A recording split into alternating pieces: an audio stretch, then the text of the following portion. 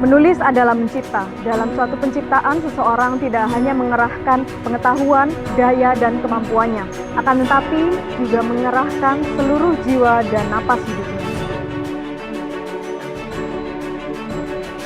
Kemampuan membaca adalah suatu rahmat, sedangkan kegemaran membaca adalah suatu kebahagiaan.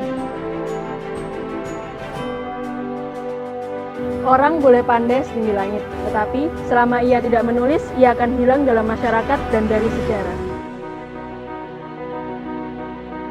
Jangan takut dengan kegagalan. Kerja keras dulu, pencapaian menyusul kemudian.